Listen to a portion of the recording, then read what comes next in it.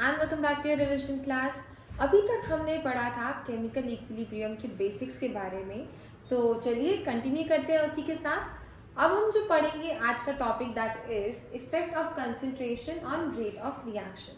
जो rate of reaction होती है उस पर कंसंट्रेशन का क्या इफेक्ट होता है। अगर हम कंसंट्रेशन चेंज कर दें, बढ़ा दें या घटा दें, तो कैसे क्या चेंजेस आते हैं रेट ऑफ रिएक्शन पे, वो पढ़ेंगे हम आज। तो वो पढ़ने के लिए हमें जानने की ज़रूरत है कि लॉ ऑफ मास एक्शन क्या होता है। What is law of mass action, what it states.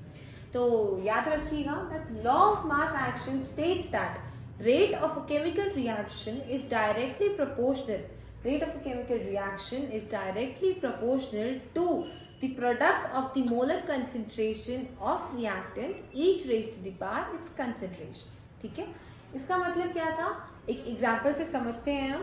For example मेरे पास एक ये रिएक्शन है XA plus YB gives us some sort of product। ठीक है, कुछ भी प्रोडक्ट इसने दिया, तो रिएक्शन डेफिनेशन में हमें क्या पता चला था that rate of a chemical reaction is directly proportional to the product of molar concentration of reactant. अब यहाँ पे रिएक्टेंट क्या क्या है, A and B are the reactant. तो ए, अब मोलर कंसंट्रेशन ऑफ ए हम कैसे डिपिक्ट करेंगे, ये जहां भी ये ब्रैकेट यूज हो it means we are talking about the molar concentration. ठीक है, तो product of the molar concentration of reactant, दूसरा हमारे पास है बी। तो इन दोनों की मोलर कंसंट्रेशन का product each raised to the power its coefficient. अब ए का कोफिशिएंट क्या है हमारे पास x, बी का कोफिशिएंट क्या है हमारे पास y। तो ये बन गई हमारे पास हमारी इस रिएक्शन का रेट। ठीक है, तो क्या हुआ, rate of chemical reaction is directly proportional to the product of molar concentration of reactant each raised to the power its coefficient. ठीक है, एकदम सबसे आसान भाषा में हमने सीखा लॉ ऑफ मास एक्शन क्या होता है। एक एग्जांपल और देख लेते हैं हम। यहाँ पर एक रिएक्शन लेते हैं H2 plus I2 gives us HI, 2HI। ठीक है, ये एक रिएक्शन है हमारे पास। यहाँ पर if you talk about rate of this particular reaction, तो रेट क्या हो जाएगा, rate is directly proportional to the product of molar concentration of reactant H2 की मोलर कंसंट्रेशन और I2 की molar concentration each raised to the power its coefficient. Coefficient क्या है, कुछ नहीं है तो मतलब 1 है ना। तो H2 की molar concentration raised to the power 1, I2 की molar concentration raised to the power 1, और ये बनेगा हमारे पास रेट इस रिएक्शन के लिए। ठीक है, एक और एग्जांपल ले लेते हैं छोटा सा जल्दी से। 2HI gives us H2 plus I2। ठीक है, इसी को हमने रिवर्स कर लिया इसी रिएक्शन को। ठीक है, तो यहाँ पर हमारे पास रेट क्या बनेगा, यहाँ पर rate is directly proportional to reactant एक ही है, तो एक ही रिएक्टेंट है, उसकी molar concentration raised to the power its coefficient. यहाँ पे कोफिशिएंट है कितना है, 2 है। तो ये बन गया रेट हमारी इस रिएक्शन का। ठीक है, तो अगर हम इसको जर्नलाइज करना चाहें, नॉर्मल एक जर्नलाइज करके लिखे हम इसको, तो हमारे पास क्या बनेगा कि रेट जो है, rate of a reaction is directly proportional to the molar concentration of reactant raised to the power its coefficient। ये बनेगा ना हमारे पास रेट। ठीक है, अब अगर हमें प्रोपोर्शनैलिटी का साइन हटाना हो तो हम कांस्टेंट लाते हैं कोई। तो यहाँ पर भी प्रोपोर्शनैलिटी का साइन अगर मुझे हटाना है तो मैं कांस्टेंट को इंट्रोड्यूस करूँगी। Rate is equals to, let K is the constant here into reactant की molar concentration raised to the power its coefficient। ठीक है, और K क्या हो गया हमारे पास, what is K? K को हम जानते हैं रेट कांस्टेंट के नाम से। ठीक है, किस नाम से, रेट कांस्टेंट के नाम से हमने जाना K को, या फिर वेलोसिटी कांस्टेंट भी बोल सकते हैं। ठीक है, so this is what rate of reaction is. ठीक है, अब ये चीज ध्यान रखना कि ये जो हमने अभी सीखा ये था फॉर लिक्विड मीडियम, कि अगर हमारे पास कोई रिएक्शन लिक्विड मीडियम में है, रिएक्टेंट और प्रोडक्ट अगर लिक्विड है हमारे पास, तो this was for liquid medium, ठीक है, लिक्विड मीडियम था ये हमारे पास। ओके, अब अगर गैसेस की बात हो हमारे पास, ठीक है, यहीं पे हम फॉर गैसेस रिएक्शन गैसेस या गैशियस मीडियम या फिर गैशियस रिएक्शन, गैशियस रिएक्शन की अगर हम बात करें तो आपको एक चीज़ पता होनी चाहिए कि गैसेस के केस में ना जो कंसंट्रेशन होती है उससे हम प्रेशर के टर्म्स में मेजर करते हैं, ठीक है। तो यहाँ पे concentration is measured in terms of pressure, ठीक है। तो फॉर एग्जांपल एक और मैं दोबारा सेम एग्जांपल ले लेती हूँ, XA plus YB gives us a product, ठीक है, this is gas, okay। सो यहाँ पर रेट क्या बनेगा हमारे पास, rate is directly proportional to pressure of A raised to the power its coefficient into pressure of B raised to the power its coefficient, ये बनेगा हमारे पास रेट, ठीक है। अगेन इसको अगर हम एकदम ही बेसिक उसमें लिखना चाहें तो क्या लिखेंगे, rate is directly proportional to pressure of reactant raised to the power its coefficient, ठीक है। अब प्रोपोर्शनैलिटी का साइन हटाना होगा, अगर हमें प्रोपोर्शनैलिटी का साइन हटाने के लिए कांस्टेंट को इंट्रोड्यूस करेंगे, rate is equals to K into pressure of reactant raised to the power its coefficient, ये बना हमारे पास rate of reaction in terms of gases, ठीक है। अब देखिए, अब हमने जो पढ़ा ना, this was for irreversible reaction, ये जो सारा था this was law of mass action for irreversible reaction. अब अगर हमारे पास रिवर्सिबल रिएक्शन आ जाती है, ठीक है, लॉ ऑफ मास एक्शन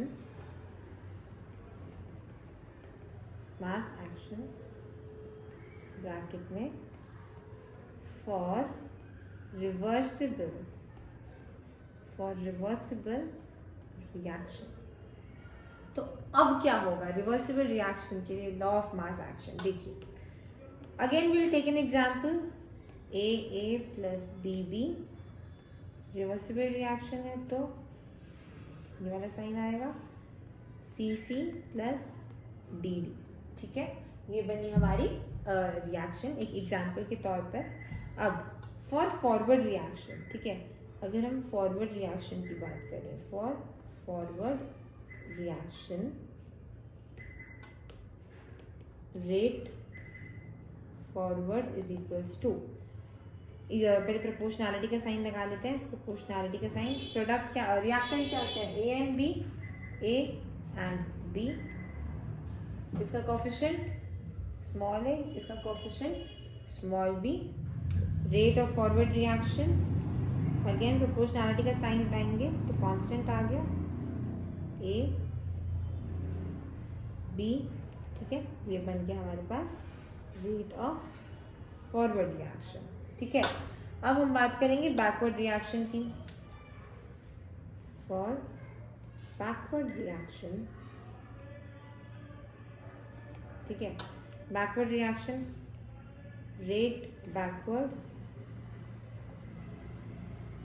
क्या क्या थे हमारे पास product, C and D, C and D, C का कोफिशिएंट स्मॉल c, D का कोफिशिएंट स्मॉल d, ठीक है, ये हमारे पास बना रेट ऑफ बैकवर्ड रिएक्शन।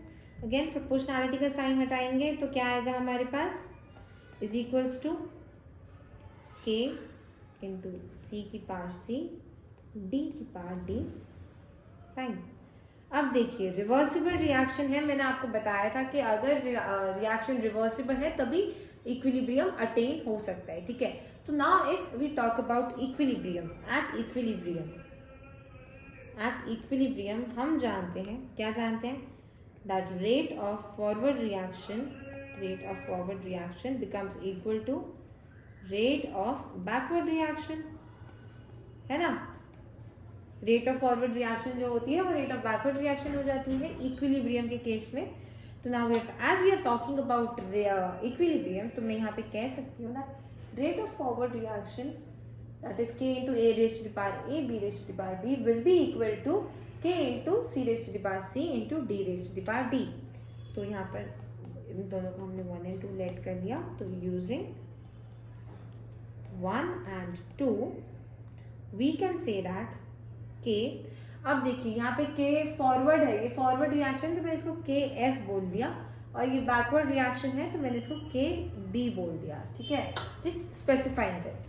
तो यहाँ पर rate of forward reaction k f is equals to A raise to the power A B raise to the power B is equals to rate of backward reaction क्या था, k b into C raise to the power C into D raise to the power D.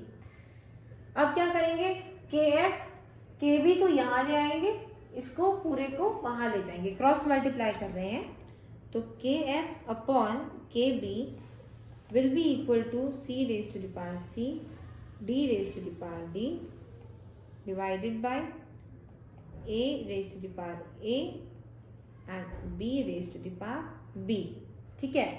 अब देखो इतना बड़ा है के F by के B, इसकी जगह मैं क्या करती हूँ, आई से लेट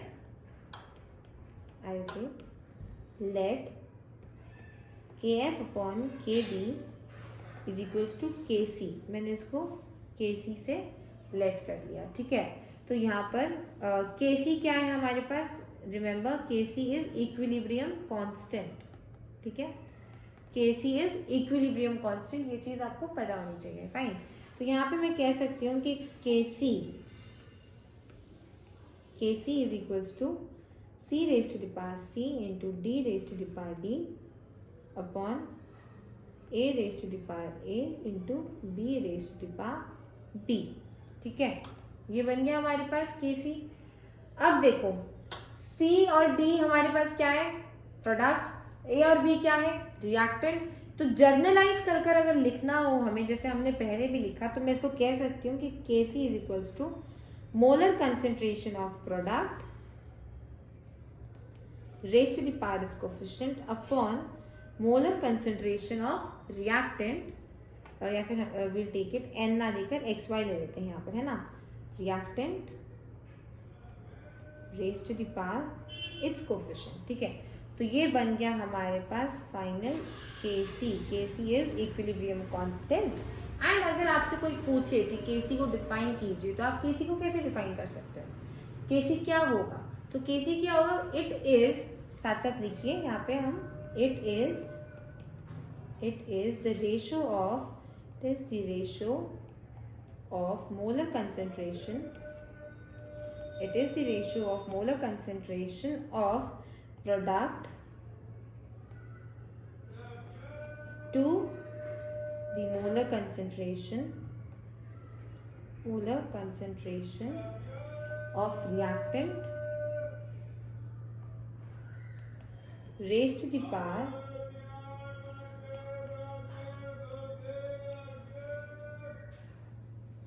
their coefficient, ठीक है, यही है हमारे पास KC, molar concentration of product upon molar concentration of reactant, और दोनों ही raise to the power their coefficient, ये बन गया हमारे पास केसी।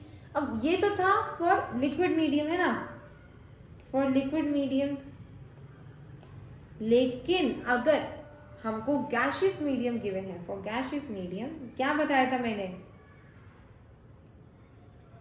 गैशियस मीडियम के लिए मैंने क्या बताया था, फॉर गैशियस मीडियम मैंने आपको बताया था ना कि कंसंट्रेशन मेजर होती है प्रेशर के टर्म्स में, तो हमारे पास गैशियस मीडियम के लिए केसी क्या बन जाएगा, प्रेशर ऑफ प्रोडक्ट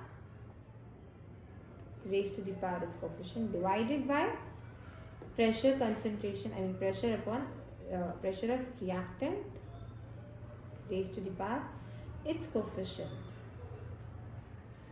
ठीक है। ये बन गया हमारे पास गैशियस मीडियम के केस में, और साथ में एट इक्विलिब्रियम, बिकॉज इक्विलिब्रियम पे तो पॉसिबल है ना ये, और केसी क्या है हमारे पास, इक्विलिब्रियम कांस्टेंट, तो एट इक्विलिब्रियम लिखना नहीं भूलना, ठीक है। यहाँ पर भी एट इक्विलिब्रियम, केसी की डेफिनेशन में भी इक्विलिब्रियम ऐड कर देना, ठीक है। अब ये तो हो गया एट इक्विलिब्रियम, लेकिन if you talking about at any time, ठीक है, एट एनी टाइम, अभी तक हमने पढ़ा इक्विलिब्रियम के बारे में, but if you talk about at any time other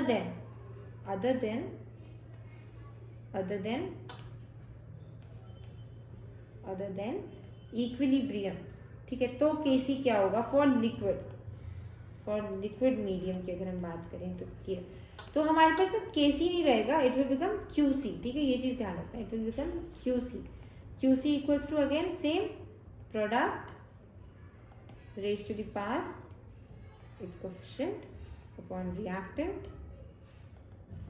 raised to the power its coefficient at any time, ये चीज आपको ध्यान रखनी है, इट विल बी QC।